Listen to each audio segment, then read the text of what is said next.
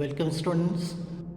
Today we have one another lesson. It is the chromosomal basis of inheritance. In fact, this lesson required to be discussed earlier than the molecular basis of inheritance, which I had been discussing previously. But keeping your board examination in view, I decided to discuss the molecular basis of inheritance first and thereafter this chromosomal basis of inheritance. Just below the name of the lesson, you can see here the name written Gregor John Mendel. Gregor John Mendel was the pioneer of genetics in the field of biology.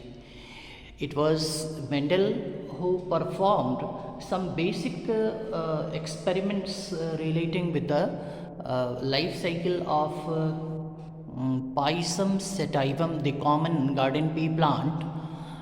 He was not actually a scientist, rather, he was simply an Austrian monk, and he observed, first of all, the pea plants. During his observation, he came to know that there were a variety of pea plants having the higher length and shorter length. Some of the plants had round seeds, some had wrinkled seed, some had white flowers, some had red flowers. Flowers were axillary, or sometimes flowers were terminal. So these observations kept Mendel in a dilemma.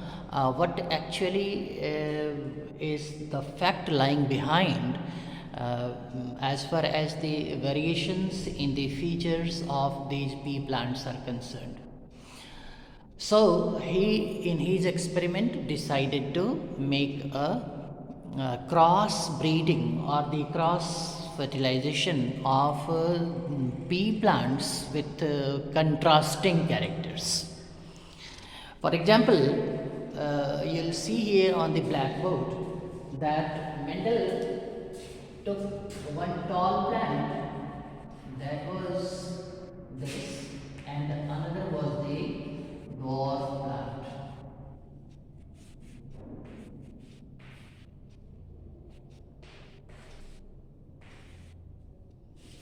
He made a cross between these two plants. One was the tall plant and the other one was the dwarf plant.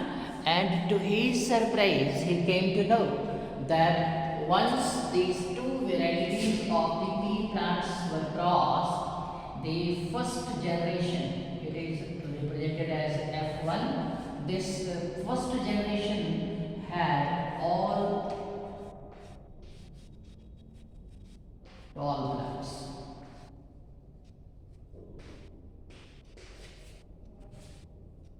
This was the observation by Mendel. When he crossed the tall pea plant with the dwarf pea plant, he found that the first generation so obtained had all tall pea plants. He was quite confused and kept on thinking regularly. He ultimately came to the conclusion that there are some factors that is acting behind the manifestation of characters of an organism. If the plant is tall, there must be some factor which is controlling the length of the plant and making the plant tall. At the same time, this dwarf plant also had some factors in it which controlled the growth of the plant and made it a dwarf plant. He represented these factors as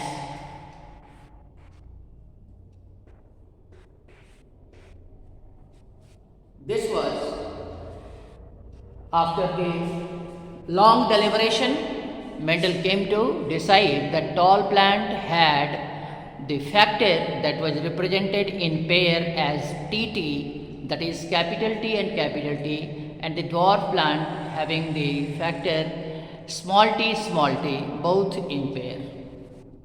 And It is, of course, surprising that at that time, when the biological science had not so developed, he was aware that when an individual is producing a gamete, the gamete has the haploid set of chromosome. So, during the course of the sexual reproduction in the pea plant, this pea plant is making the gamete like this, and this one is making the gamete like this. And these two gametes, when fused together, they are making such organisms with the factors coming from both the parents, one from the tall parent and the other from the dwarf parent, and the F1 progeny had both the factors lying together in the F1 generation. He came to decide that once both the factors are present there, the organism is able to display only one character and one remains unexpressed. We shall discuss this in our next video. Thank you.